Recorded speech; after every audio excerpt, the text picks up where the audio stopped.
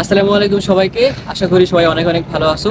তো এইচএসসি 25 যারা আছি এই মুহূর্তে আমাদের পরীক্ষা প্রায় শেষের দিকে আছে এবং যারা মেডিকেল অ্যাডমিশনে পরীক্ষা দিতে এবং যারা মেডিকেলে ভর্তি পরীক্ষা দিতে ইচ্ছুক তাদের এ সময় তিনটা মেজর মেজর প্রশ্ন। প্রথম যে প্রশ্ন, ভাইয়া অ্যাডমিশনের সময় আমরা আমাদের জেলা শহর থেকে বিভাগীয় শহর অথবা ঢাকায় আসবো কিনা। এবং সেকেন্ড যে প্রশ্ন সেটা হচ্ছে যে আমরা অনলাইন অথবা অফলাইনে মোট কয়টা কোচিং করব এবং কিভাবে সেটাকে অ্যাপ্রোচ করব। এবং থার্ড যে প্রশ্ন, আমরা এখন এক্সট্রা রাইটার কোনো বই কিনবো না কিনবো না। তো এই তিনটা প্রশ্ন নিয়ে একটু কম বেশি কথা বলা যাক। প্রথম যে প্রশ্ন সেটা হচ্ছে যে জেলা শহর থেকে ঢাকায় আসবো কিনা অ্যাডমিশন সময়ে। তো তুমি যদি আগে থেকে ঢাকায় থাকো তাহলে তোমার জন্য ঢাকাটা পারফেক্ট। বাট যদি এরকম হয় যে তুমি জীবনের প্রথমবার ঢাকায় এসে কোচিং করবা তাহলে এটা তোমার দরকার নাই, কারণ তোমার জেলা শহরে এখন ভালো ভালো টিচার আছে, ভালো ভালো কোচিং আছে, প্রতিষ্ঠান আছে। সো তুমি সেখানে থেকে পড়ে চান্স পাওয়ার মতো হতে পারো। ইভেন এরকমও হয় যে কেউ যদি মনে করে অ্যাডমিশন সময়ে সে ঢাকা থেকে নিজস্ব জেলায় গিয়ে বাসায় থেকে পড়বে, তার জন্য সেটাও কিন্তু চান্স পাওয়ার মতোই হয়। এরকম অনেক রিপোর্ট আছে। সো তার মানে তোমাকে অ্যাডমিশনে ঢাকায় আসতে হবে, এটা কোনো ম্যান্ডেটরি না। আর যদি ফ্যামিলি সহ আসে সেই ক্ষেত্রে আসতে পারো, বাট এখানে এসে আমি হোস্টেলে থেকে পড়াশোনা করব ফ্রেন্ডদের সাথে, এরকম আসলে হয় না। রেয়ার, এখান থেকে চান্স পাওয়া তখন একটু কঠিন হয়ে যায়। সেকেন্ড যে প্রশ্ন সেটা হচ্ছে যে ভাইয়া অনলাইনে এবং অফলাইনে আমরা কয়টা কোচিং করব।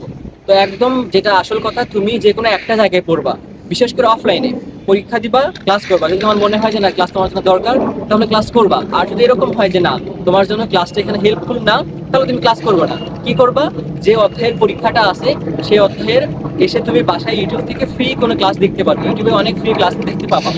তো তুমি যদি এখন একই সঙ্গে একটা অনলাইন একটা অফলাইন দুইটা একসাথে চালাও, তাহলে যে প্রবলেমটা হবে, অফলাইনে একটা পরীক্ষা বা একটা ক্লাস, অনলাইনে অন্য একটা পরীক্ষা অন্য একটা ক্লাস। তো একই সাথে তুমি দুইটা কোনোটাই ভালোভাবে পড়তে পারবে না, হয়তো 50-50 পড়বা। তার থেকে তুমি 50-50 না করে যে কাজটা করবা, তুমি একটাকে ফলো করবা এবং একটাকেই হচ্ছে 100% দিয়ে পড়বা। যেটা তুমি 50-50 সময় 2বার ধরে পড়তে, সেটা তুমি 4বার ধরে পড়ো, ভালো করে পড়ো, যেন একটাই ভালো করে হয়ে যায়। তাহলে কিন্তু তোমার এক্ষেত্রে এক্সট্রা কোনো কিছু লাগবে না প্রথম দিকে। তো তাহলে কি করবে, শেষের দিকে গিয়ে তুমি আরেকটা জায়গায় মডেল টেস্ট দিতে পারো। বাট প্রথম যে পড়াটা তুমি পড়বা, প্রথমবার যে ফুল বই পড়বা, সেই ক্ষেত্রে একই সাথে দুইটা তুমি একসঙ্গে নিবা না, একটাকে ফলো করবা, একটাই পড়বা। অনলাইন দরকার নাই আপাতত। এবং তুমি যদি মনে করো যে আমার অনলাইনে পড়াশোনা হয়, তাহলে তোমার জন্য ইটস ওকে। বাট ম্যাক্সিমাম ক্ষেত্রে অ্যাডমিশনে অনলাইনে অনেক বড় বড় ক্লাস হয়, তোমার পক্ষে এতগুলো দেখা সম্ভব না। আর তুমি যেহেতু এইচএসসি ভালো করে দিছো, তোমার সব কিছু পড়া আছে, তুমি জাস্ট নিজে পড়ো, বাসায় পড়ো এবং পরীক্ষাটা দাও, এটা। এরপরে আসা যে এক্সট্রা রাইটার কীভাবে পড়বো। তো এক্সট্রা রাইটারের ক্ষেত্রে আমরা বলি যে যদি তোমার মেইন যে রাইটারটা আছে, অর্থাৎ একটা বই, যদি একটা বই ভালো করে পড়া হয়ে থাকে তাহলে তোমার জন্য এক্সট্রা রাইটার ওকে। বাট যদি এরকম হয় তুমি মেইন বইটাই পারো না, এক্সট্রা রাইটার নিয়ে লাফাচ্ছ, তাহলে তোমার জন্য এটা কিন্তু অবশ্যই ক্ষতিকর। প্রথমত তোমাকে মেইন বই Hasan sir, Ajmal sir, Ishak sir, তারপরে হচ্ছে হাজারি স্যার, এই কয়েকটা ভালো করে পড়তে হবে।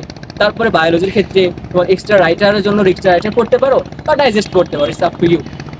বাট প্রথমত তোমাকে মেইন রাইটার ভালো করে পড়তে হবে, একদম খুঁটিনাটি সহ পড়তে হবে। তবে প্রথমবার পড়ার পরে তোমাকে পড়াটা কিছু হচ্ছে কমিয়ে নিয়ে আসতে হবে, দাগানো লাইন বা তোমার যেগুলো মনে হয় ইম্পর্টেন্ট টপিক, তুমি টেক্সট বুক পড়বা, প্রশ্ন ব্যাংক দেখবা, এরপর নিজে বই দাগাবা। টেক্সট বুক, প্রশ্ন ব্যাংক, নিজে বই দাগানো, এরপরে তুমি অনুশীলনী সলভ করো, দেখো অনুশীলনী সবগুলো পারো কিনা, বা কোন রাইটার অনুশীলনী সলভ করবো। মেইন রাইটারের পাশাপাশি তুমি এক্সট্রা ভাবে চাইলে মাজেদা ম্যাডাম বা আলিম স্যার বা কবির স্যার বা তপন স্যারটা করতে হবে, তপন স্যারটা অবশ্যই করবা।